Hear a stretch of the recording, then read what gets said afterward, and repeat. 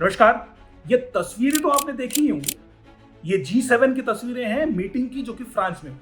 वैसे India G7 का member नहीं है, लेकिन फिर भी हर साल पीएम मोदी G7 के मंच पर कैसे पहुंच जाते हैं, इसके पीछे की कहानी क्या है? ये कोई प्रोटोकॉल का मामला है या फिर चेंजिंग ग्लोबल पॉलिटिक्स की स्टोरी है?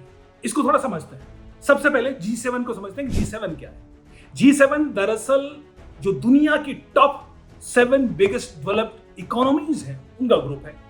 इसमें चाइना नहीं है, तो इसको ऐसा कह सकते हैं कि US, UK, Canada, France, Germany, Italy, ये वेस्टर्न कंट्रीज है और इन्होंने जापान को साथ मिलाया और बना लिया एक पावरफुल इकोनॉमिक ग्रुप। अब ये कोई फॉर्मल ट्रीटी बेस्ड ऑर्गेनाइजेशन नहीं है, बस एक पावरफुल प्लेटफॉर्म है जो दुनिया की बड़ी इकोनॉमीज है वो स्ट्रेटजीज पर, इकोनॉमी पर, जियोपॉलिटिकल इश्यूज पर डिस्कशन करती हैं हर साल। इंडिया इसका मेंबर नहीं है, तो फिर इंडिया वहां पर क्या कर रहा है? दरअसल G7 का एक ट्रेडिशन है, जिस भी देश में G7 आयोजित होता है इन मेंबर कंट्रीज में, वहां की होस्ट कंट्री हर साल कुछ इंपॉर्टेंट कंट्रीज को एज ए गेस्ट बुलाती है। वो ऑर्गेनाइजेशन को भी बुला सकती है और गेस्ट कंट्रीज को भी। तो हो ये रहा है कि हर बार पिछले 2019 के बाद कोई भी कंट्री G7 आयोजित करती है, वो इंडिया को एज ए गेस्ट कंट्री बुला रही है और इनवाइट होते हैं, तो पीएम मोदी वहां पर दिखाई देते हैं। ये लगभग 2019 के बाद हर साल हो रहा है। अगर आप बहुत ध्यान से देखिए तो भारत उन कंट्रीज में शामिल हो चुका है जो कि जिसके बिना अब ग्लोबल डिस्कशन अधूरे माने जाते हैं। एक तो ये कारण है। दूसरा, भारत खुद अब वर्ल्ड्स 4th लार्जेस्ट इकोनॉमी बन चुकी है। ये भी एक बड़ा रीजन है, लेकिन इससे भी बड़ा रीजन ये है कि भाई भारत दुनिया का सबसे बड़ा मार्केट है। इकोनॉमी पर चर्चा करोगे और मार्केट को भूल जाओगे, ये संभव नहीं है। चाहे वो वर्ल्ड इकोनॉमी पे बात हो, वर्ल्ड ऑर्डर पे बात हो, रशिया यूक्रेन वॉर की बात हो, यूएस चाइना राइवलरी हो, जो मौजूदा सप्लाई चेन क्राइसिस है गल्फ में वो हो, भारत उन कंट्रीज में से है जो वेस्ट के साथ भी अच्छे संबंध रखता है, रशिया ब्लॉक के साथ भी इतने अच्छे संबंध रखता है और ग्लोबल साउथ का तो लीडर के तौर पर भारत स्थापित हो ही चुका है। यही वजह है कि G7 कंट्रीज जैसे मंच पर भारत को इनवाइट करना उनकी अब मजबूरी भी है।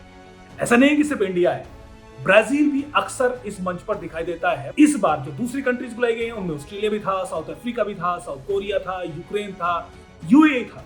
इन देशों को भी इस बार इनवाइट किया गया था, भारत भी उनमें से एक था। तो जो रीजनल पावर्स हैं उनको भी बुलाया जाता है, लेकिन इंडिया की इंपॉर्टेंस अलग है। इंडिया को अगर ध्यान से देखिए तो इंडिया G20 का भी हिस्सा है।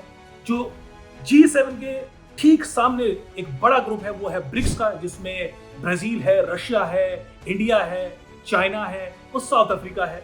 क्वाड का हिस्सा है, SCO का हिस्सा है, I2, U2 जैसे बड़े मेजर ग्लोबल प्लेटफॉर्म का हिस्सा इंडिया है। अब एक और यहाँ इंटरेस्टिंग चीज ये है कि हमने देखा कि भाई जो डील हुई है यूएस और ईरान के बीच में, उसमें बड़ा हल्ला हुआ कि भाई पाकिस्तान की जो जियो स्ट्रेटेजिक पार है वो एकदम से छलांग लगाकर आसमान पर पहुंच चुकी है। हमारे नेताओं ने, कांग्रेस के नेताओं ने बड़ा हंगामा किया कि भारत ने क्या पाया।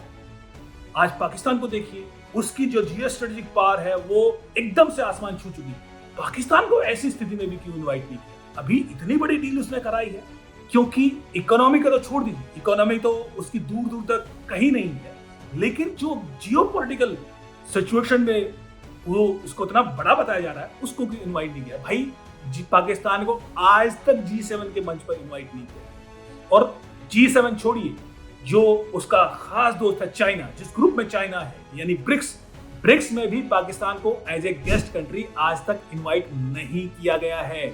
ऐसा नहीं कि पाकिस्तान ने कोशिश नहीं की, पाकिस्तान ने कई बार कोशिश की कम से कम ब्रिक्स के मंच पर उसको एज ए गेस्ट कंट्री बुलाया जाए, लेकिन भारत ने कभी ऐसा होने नहीं दिया और ऐसा आगे होगा भी नहीं। भारत में ही वो कैपेसिटी है जो उसको सही दिशा में शेप कर सकता है, क्योंकि भारत, मैंने कहा ना, वो ब्रिक्स का भी हिस्सा है, वो SCO का भी हिस्सा है, जो वो I2, U2 का हिस्सा है, वो क्वाड का भी हिस्सा है। तो भारत ही वो देश है जिसको आप इस तरह के मंच पर बुला सकते हैं। और जो दुनिया में जो नए वर्ल्ड ऑर्डर बनाया है, जिसमें कई अलग अलग ब्लॉक बन चुके हैं, जिसमें चाइना एक तरफ इमर्जिंग पावर है, दूसरी तरफ यूएस है, एक तरफ ग्लोबल साउथ है, उनके बीच में वेस्टर्न कंट्रीज है, यूरोप है, वो एक अलग ग्रुप बनता जा रहा है, यूएस से भी अलग। तो उनके बीच में अगर कोई एंगेज कर सकता है बराबरी के साथ और सब उसकी बात मान सकते हैं, तो वो सिर्फ अब भारत ही है। तमाम जो कैंप बने हैं उनके बीच में एक जो ब्रिज की स्थिति है वो सिर्फ भारत ही वो ब्रिज बन सकता है। यही वजह है कि चाहे वो G7 का मंच हो, ब्रिक्स में तो वो है ही, ऐसे जिसमें भारत मेंबर भी नहीं है, ऐसे मंच की मीटिंग भी अब भारत के बिना संभव नहीं है। यही आज की स्थिति है। और जो मैंने कहा ना, जो पावर ब्लॉक्स बने हैं उनमें एक ही मात्र ब्रिज है, वो भारत है। यही भारत की सबसे बड़ी स्ट्रेटेजिक वैल्यू, इसीलिए भारत G7 के मंच पर फिर से दिखाई दे रहा है। नमस्कार।